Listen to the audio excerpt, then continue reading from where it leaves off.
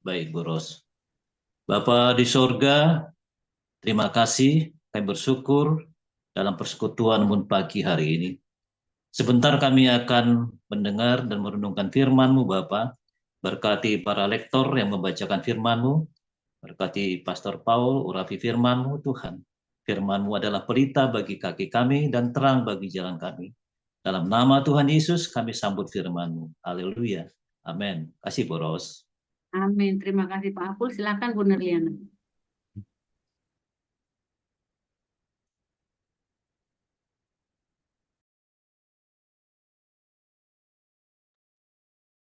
Terima kasih, Bos.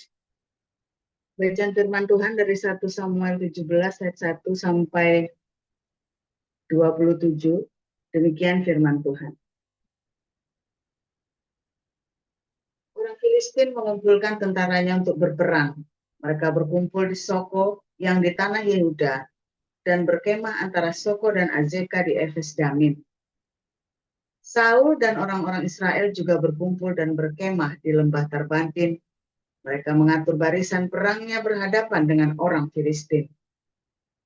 Orang Filistin berdiri di bukit sebelah sini dan orang Israel berdiri di bukit sebelah sana dan lembah ada di antara mereka. Lalu tampillah keluar seorang pendekar dari tentara orang Filistin, namanya Goliat, dari Gad. Tingginya 6 hasta sejengkal. Ketopong tembaga ada di kepalanya, dan ia memakai baju zirah yang bersisik. Berat baju zirah ini 5.000 shikal tembaga. Dia memakai penutup kaki dari tembaga, dan di bahunya ia memanggul lembing tembaga. Gagang tombaknya seperti pesa tukang tenun, dan mata tombaknya itu 600 shikal besi beratnya. Dan seorang pembawa perisai berjalan di depannya, berdiri dan berseru kepada barisan Israel. Katanya kepada mereka, "Mengapa kamu keluar untuk mengatur barisan perangmu? Bukankah aku seorang Filistin? Dan kamu adalah hamba Saul? Pilihlah bagimu seorang, dan biarlah ia turun mendapatkan daku. Jika ia dapat berperang melawan aku dan mengalahkan aku, maka kami akan menjadi hambamu.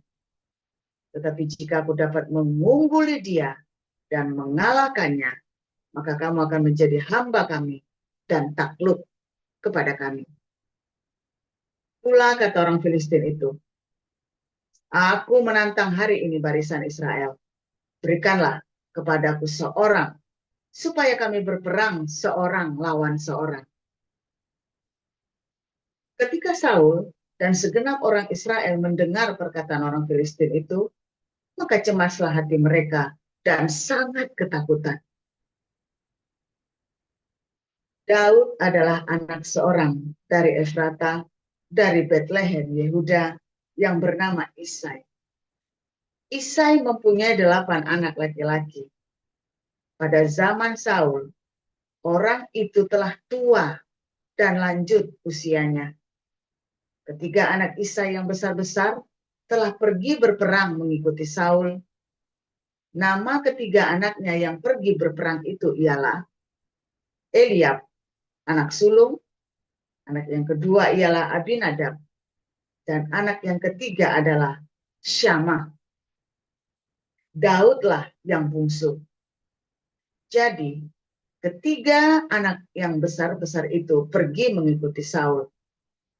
Tetapi Daud selalu pulang daripada Saul untuk menggembalakan domba ayahnya di Betlehem.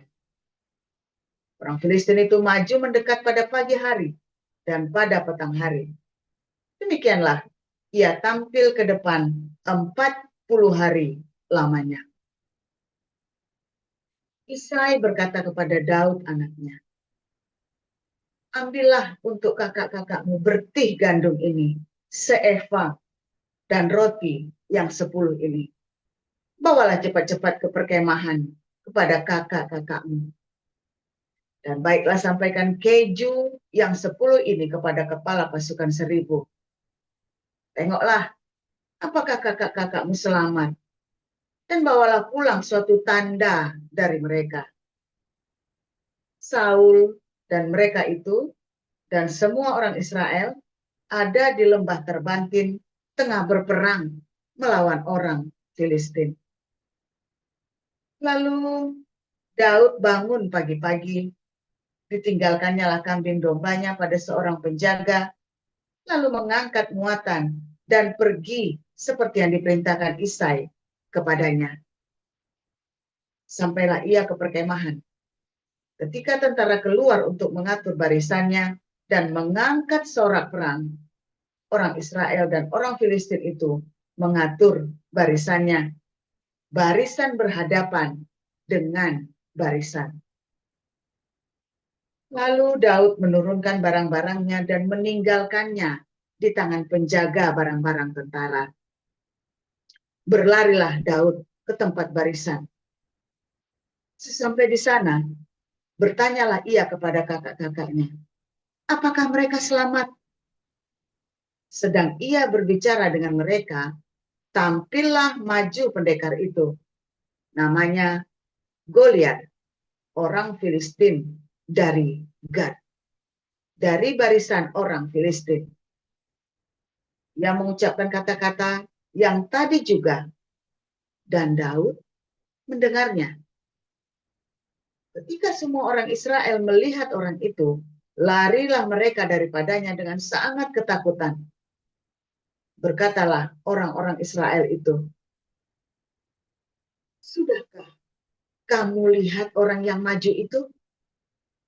Sesungguhnya ia maju untuk mencemoohkan orang Israel. Orang yang mengalahkan dia akan dianugerahi raja kekayaan yang besar. Raja akan memberikannya, raja akan memberikan anaknya yang perempuan kepadanya. Dan kaum keluarganya akan dibebaskannya dari pajak di Israel. Lalu berkatalah Daud kepada orang-orang yang berdiri di dekatnya, apakah yang akan dilakukan kepada orang yang mengalahkan orang Filistin itu dan yang menghindarkan cemooh dari Israel? Siapakah orang Filistin yang tak bersunat ini sampai ia berani mencemoohkan barisan daripada Allah yang hidup? Rakyat itu pun menjawabnya dengan perkataan tadi.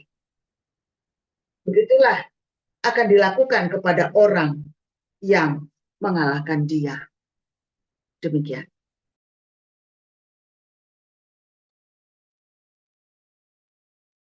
Lanjutkan Pak Murjono. Ketika Eliab kakaknya yang tertua mendengar perkataan Daud kepada orang-orang itu, bangkitlah amarah Eliab kepada Daud sambil berkata, mengapa engkau datang? Dan pada siapakah kau tinggalkan kambing domba yang 2 ekor itu di padang gurun? Aku kenal sifat pemberanimu dan kejahatan hatimu. Engkau datang kemari dengan maksud melihat pertempuran. Tetapi jawab Daud, apa yang telah kuperbuat? Hanya bertanya saja. Lalu berpalinglah ia daripadanya kepada orang lain dan menanyakan yang sama, dan rakyat memberi jawab kepadanya seperti tadi. Terdengarlah kepada orang perkataan yang diucapkan oleh Daud. Lalu diberitahukanlah kepada Saul, dan Saul menyuruh memanggil dia. Berkatalah Daud kepada Saul, janganlah seorang menjadi tawar hati karena dia. Hambamu ini akan pergi melawan orang Filistin itu.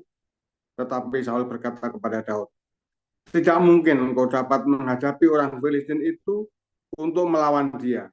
Sebab engkau masih muda, sedang dia sejak dari masa mudanya telah menjadi prajurit. Tetapi Daud berkata kepada Saul, hambamu ini biasa mengembalakan kambing domba ayahnya. Apabila datang singa atau beruang yang menerkam seekor domba dari kawanannya, maka aku mengejarnya, menghajarnya, dan melepaskan domba itu dari mulutnya. Kemudian apabila ia berdiri menyerang aku, maka aku menangkap janggutnya, lalu menghajarnya dan membunuhnya. Baik singa maupun beruang telah dihajar oleh hambamu ini.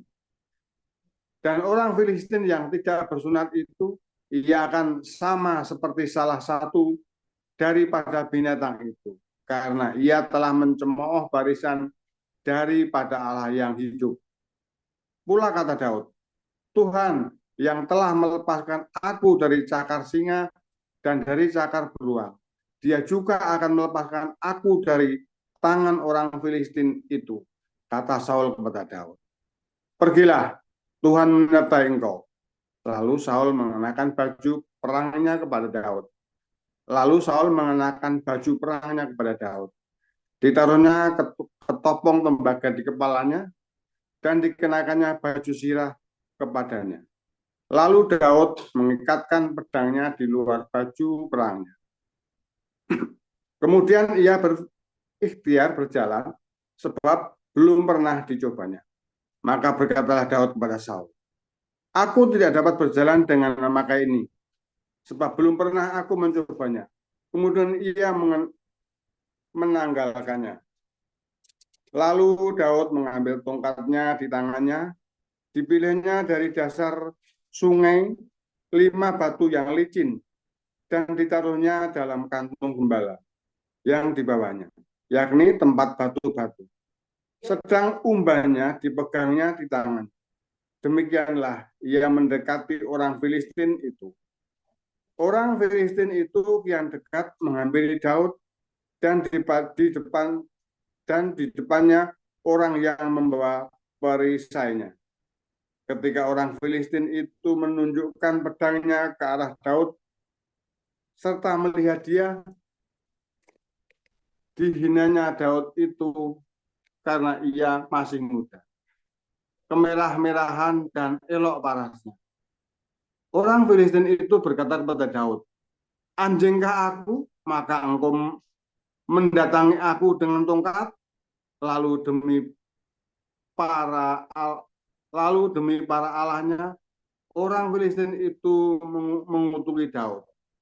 Pula orang Filistin itu berkata kepada Daud, hadapilah aku, maka aku akan memberikan dagingmu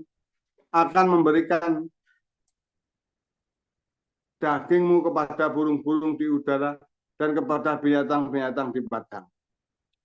Tetapi Daud berkata kepada Filistin itu, engkau mendatangi aku dengan pedang dan tombak dan lembing, tetapi aku mendatangi engkau dengan nama Tuhan semesta alam, Allah segala barisan Israel yang kau tantang itu.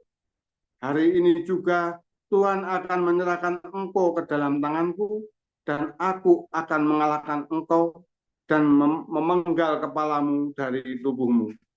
Hari ini juga aku akan memberikan mayatmu dan mayat tentara orang Filistin kepada burung-burung di udara dan kepada binatang-binatang liar, supaya seluruh bumi tahu bahwa Israel mempunyai Allah. Dan supaya segenap jemaah ini tahu bahwa Tuhan menyelamatkan bukan dengan pedang dan bukan dengan lembing. Sebab di tangan Tuhanlah pertempuran, dan ia pun menyerahkan kamu ke dalam tangan kami. Ketika orang Filistin itu bergerak maju untuk menemui Daud, maka segeralah Daud berlari ke barisan musuh untuk menemui orang Filistin itu. Lalu Daud memasukkan tangannya dalam kantungnya, diambilnyalah sebuah batu dari dalamnya, diumbannya, maka kenalah dari orang Filistin itu, sehingga batu itu terbenam ke dalam dahinya, dan terjerumuslah ia dengan mukanya ke tanah. Demikianlah Daud mengalahkan orang Filistin itu dengan umban dan batu. Ia mengalahkan orang Filistin itu dan membunuhnya tanpa pedang di tangannya. Daud berlari mendapatkan orang Filistin itu, lalu berdiri di sebelahnya. Diambilnyalah pedangnya, dihunusnya dari sarungnya, lalu menghabisi dia. Dipancungnyalah kepala dengan pedang itu ketika orang-orang Filistin melihat bahwa pahlawan mereka telah mati, maka larilah mereka. Maka bangkitlah orang-orang Israel dan Yehuda. Mereka bersorak-sorak lalu mengejar orang-orang Filistin sampai dekat Gad dan sampai pintu gerbang Ekron. Dan orang-orang yang terbunuh dari orang Filistin bergelimpangan di jalan ke Saaraim, sampai Gad dan sampai Ekron. Kemudian pulanglah orang Israel dari pemburuan hebat atas orang Filistin, lalu menjarah perkemahan mereka. Dan Daud mengambil kepala orang Filistin yang dipancungnya itu dan membawanya ke Yerusalem. Tetapi senjata-senjata orang itu ditaruhnya dalam kemahnya. Ketika Saul melihat Daud pergi menemui orang Filistin itu, berkatalah ia kepada Abner, panglima tentaranya, "Anak siapakah orang muda itu, Abner?" Jawab Abner, "Demi tuanku hidup, ya Raja, sesungguhnya aku tidak tahu."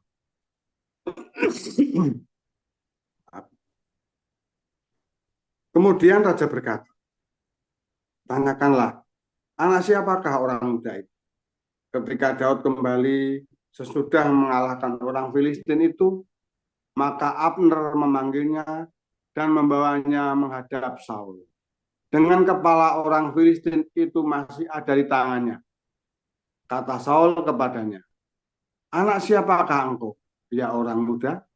Jawab Daud, "Anak hamba tuanku Isai, orang Bethlehem itu." Demikian.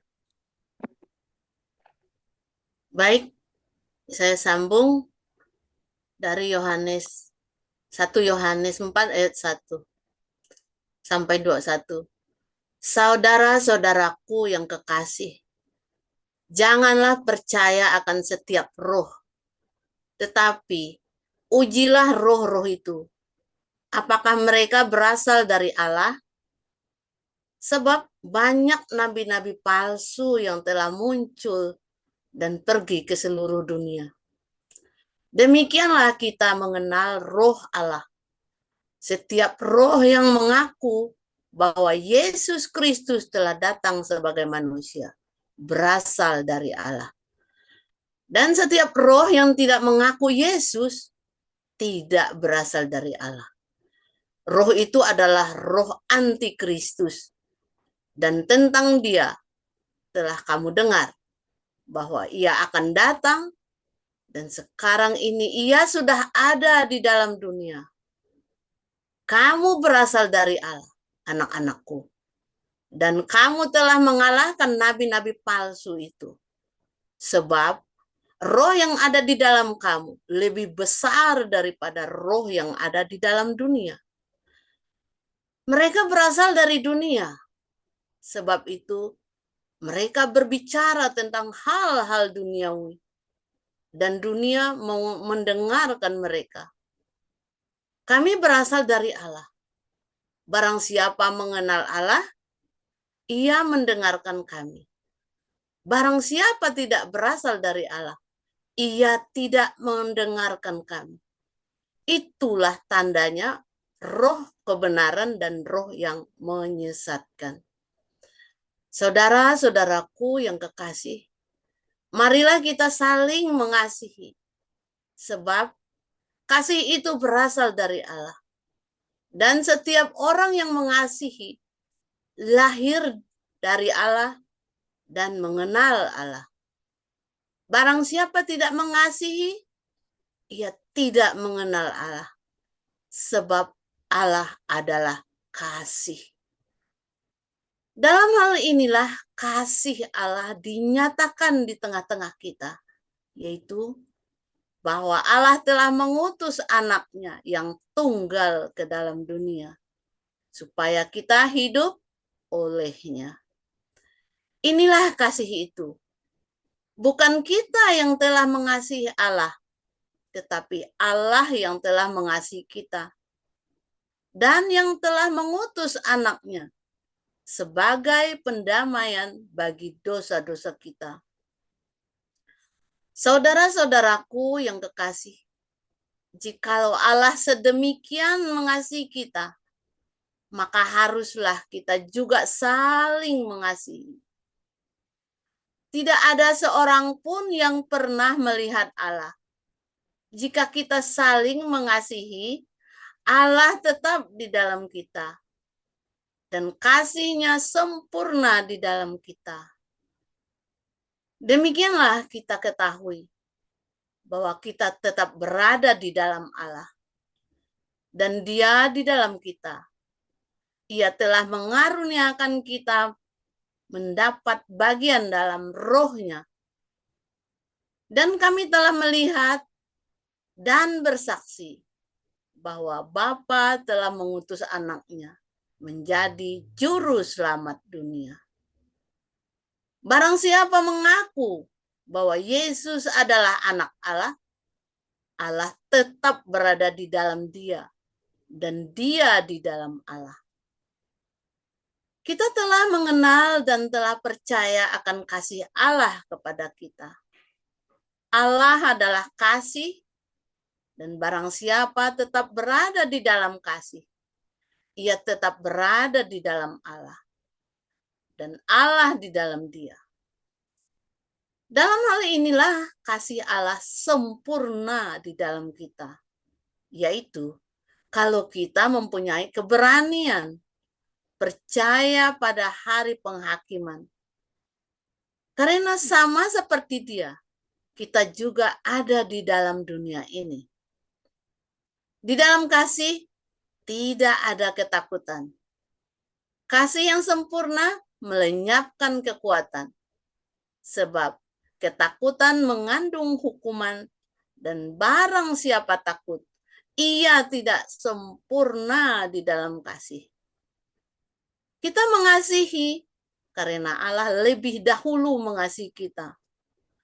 Jikalau seorang berkata, "Aku mengasihi Allah," dan ia membenci saudaranya, maka ia adalah pendusta. Karena barang siapa tidak mengasihi saudaranya yang dilihatnya, tidak mungkin mengasihi Allah yang tidak dilihatnya. Dan perintah ini kita terima dari Dia. Barang siapa mengasihi Allah, ia harus juga mengasihi saudara-saudaranya. Demikian firman Tuhan. Terima kasih, Bu Ros. Tuhan memberkati. Terima kasih Bu Lucy, terima kasih semua para lektor, Bu Nerliana, Pak Murji, dan Bu Lucy. Kita akan masuki sesi renungan firman renungan, tapi terlebih dahulu kita akan menyanyikan lagu. Silakan Bu Ambar. Langsung aja Bu. Oke, siap Pastor. Baik, kita akan mendengarkan renungan pada pagi hari ini yang dibawakan oleh Pastor Joseph Pauljan dengan judul Muhammad versus JPJ. Silakan Pastor. Oke, udah tolong dipin punya saya. Terima kasih Tuhan Yesus. Baik, saudara.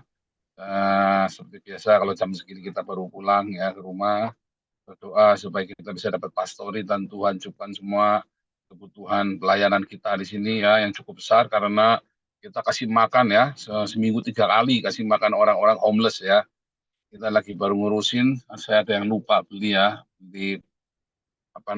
box yang untuk menghangatkan makanan ya, karena itu dingin banget ya, bisa 0 derajat sampai -4.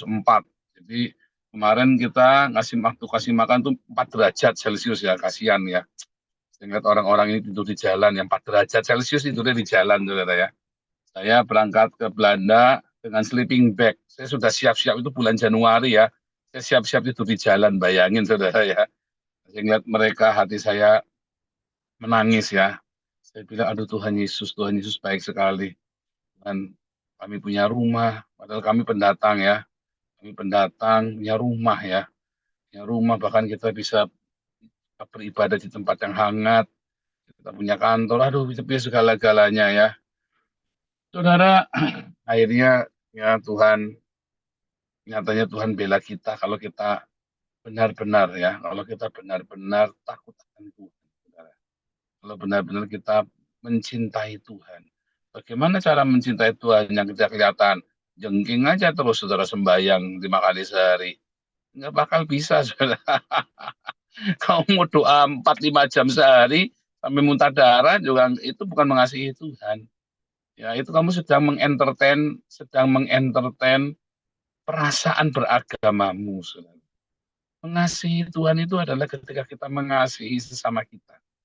Ya, mengasihi Tuhan yang tidak kelihatan, ya mengasihi sesama adalah mengasihi sesama. Mengasihi Tuhan adalah dengan cara kita mengasihi musuh-musuh kita, saudara.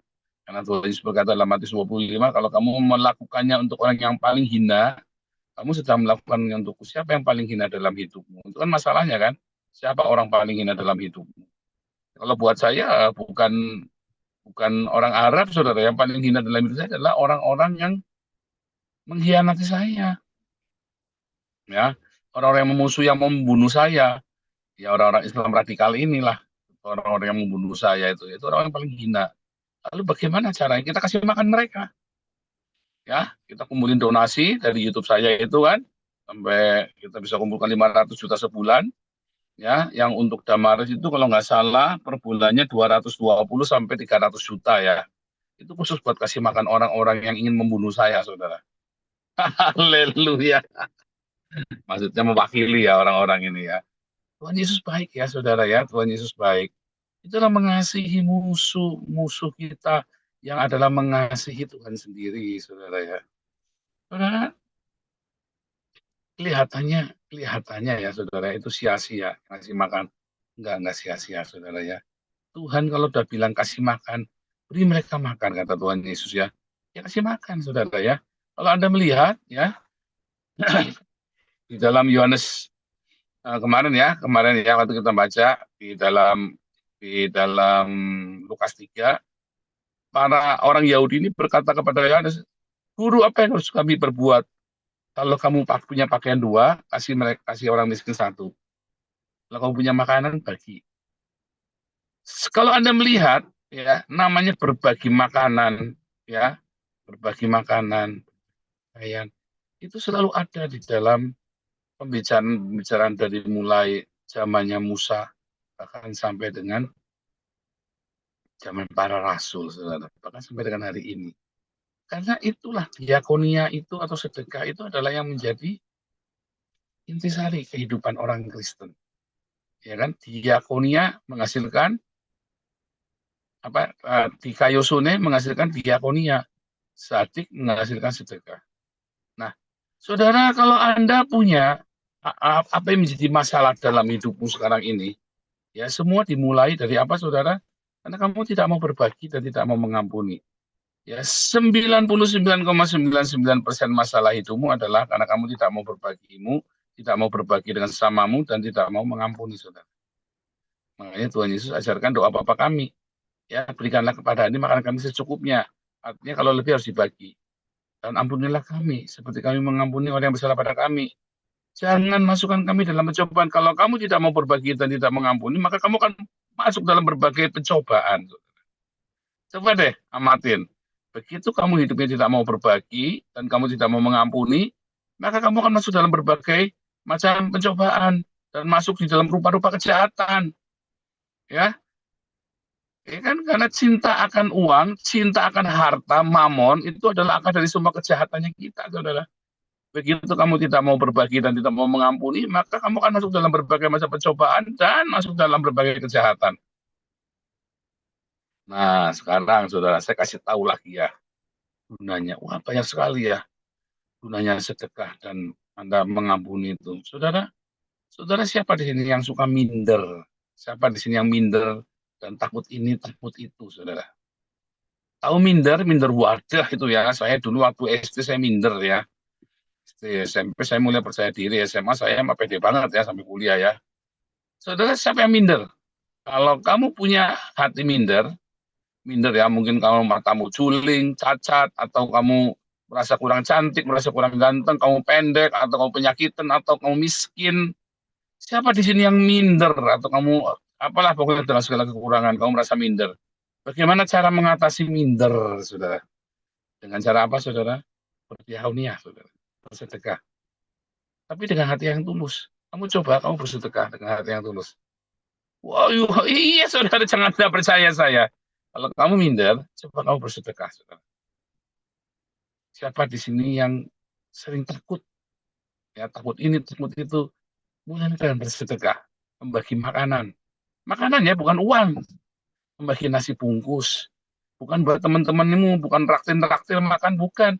Buat orang miskin loh, saudara. Kamu yang minder, kamu yang minder apapun, yang minder karena sakit, minder karena uang, minder karena kamu pendek, minder karena cacat, minder karena apapun mindermu, ya, kamu karena bodoh, IQ rendah, pokoknya kalau apapun perasaan mindermu, minder ya, minder itu ada minus, rasa kurang dari orang lain, merasa orang ya, kamu rasa, cobalah dengan berbagi makanan, ya, kamu coba bungkusin nasi bungkus, kamu beli, kamu bagi dengan tanganmu sendiri. Begitu kamu fokus dengan cinta kasihmu itu, saudara, tiba-tiba kamu akan menemukan satu titik di mana kamu nggak minder lagi. Coba kamu lakukan. Setahun, 2 tahun, tiba-tiba 5 tahun kamu jalanin, kamu jadi orang yang percaya diri, saudara. Coba deh lakukan. Membagi dengan tanganmu sendiri, uangmu sendiri, kamu bagi sendiri dengan tanganmu. Kalau Anda yang merasa takut, ya takut dengan apa saja, takut dengan hutang, takut preman, takut apa lagi, saudara, apapun asal, takut setan, takut apa, takut masa depan, takut apa aja, saudara ya. Cobalah kamu juga berdiakonia dengan tanganmu sendiri, saudara. Ya, coba praktekkan, jangan tidak percaya saya. Berikan nasi dengan tanganmu sendiri.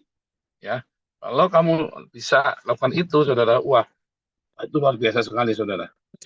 Ya, tiba-tiba nanti ada terobosan dalam hidupmu tuh nanti. Ya, serius, saudara ya. Bukan cuma sekedar ngasih uang ke Damaris ya, kirim, bukan, tapi lakukan dengan tanganmu. Sempatkan walaupun cuma 10 bungkus ya. Walaupun cuma 10 bungkus, sempatkan, saudara. Ya, sempatkan walaupun cuma 10 bungkus. Ya, terus, saudara. Sebab apa, saudara? Sebab cinta yang kamu trigger itu adalah Allah sendiri. Ya, cinta yang kamu trigger dengan sedekah, kamu bagi-bagi nasi itu adalah Allah sendiri. Dan Allah yang di dalam hidupmu. Roh Allah, yaitu cinta di dalam hidupmu, lebih besar daripada apapun yang ada di dunia ini, saudara. Cinta yang dalam hidupmu itu jauh lebih besar dari apapun. Kamu coba dengan sedekah, saudara, men-trigger dengan sedekah. Dan kalau kamu belum punya pengampunan, dengan mengampuni. Itu, saudara. Cinta yang di dalam hidupmu, yaitu Allah sendiri, lebih besar daripada roh apapun. Dari monster-monster, dari raksasa, dari Goliat di dalam hidupmu, saudara. Ya, tidak ada yang bisa mengalahkan cinta itu, saudara. Makanya kamu harus trigger cinta itu, saudara. Dengan apa? Dengan bersedekah, dengan memberikan dengan tanganmu sendiri, saudara ya. Bukan traktirin teman-temanmu jajan di McDonald, di KFC, bukan. Tapi kepada orang-orang yang benar-benar membutuhkan. Dengan tanganmu kamu kasih, saudara. Maka kamu tidak akan takut dengan apapun. Ketakutan itu akan sirna. Karena di dalam kasih, ya, tidak ada ketakutan. Begitu cintamu besar, saudara, takutmu itu hilang. Begitu cintamu besar, rasa kurangmu itu hilang. Yang ada cuma rasa cinta. Tiba-tiba kamu jadi pemberani, tiba-tiba kamu menjadi percaya diri. Mau lakukan. Setahun, 2 tahun, 3 tahun, 4 tahun kamu laporan sama saya kesaksian. Kamu kan jadi manusia baru. Oh, enggak perlu latihan ini, John Robert Powell, apa segala macam, melatih kepribadian. Kamu mulailah dengan diakonia yang militan, saudara. Ya, bagi nasi, bukan bagi uang ya, nggak boleh ya. Diakonia itu bukan bagi uang, bagi nasi. Kalau kamu tidak sempat, benar-benar nggak ada waktu, kamu uangmu cepetan kirim ke Damaris. Supaya dikelola sama Damaris, supaya kamu jangan berdosa sama Tuhan, mungkin disimpan, kamu nggak diakonia, mati, kamu langsung neraka, saudara. Orang yang tidak bersedekah itu masih neraka ya. Sekali selamat tetap selamat. Kalau kamu tidak berdiakonia, tidak sedekah, berarti kamu itu belum selamat, saudara. Ciri khas orang yang belum selamat itu tidak suka bersedekah. Pelit. Itu ciri khas orang yang belum selamat, yang belum masuk, yang belum ditebus. Ya. Kenapa? Ya pelit. Dia cinta uangnya, bukan cinta untuk mempraktekkan ajaran Tuhan, tapi cinta dengan uang. Tadi kan katakan kalau dia memiliki Allah dalam hidupnya, dia pasti mengasihi sesamanya. Ya. Tapi kalau kamu berdiakonia, bersedekah dengan militan, saudara, tiba-tiba kamu tiba-tiba kamu percaya diri, confident, saudara. Lakukan deh. Ya, Tuhan Yesus memberkati.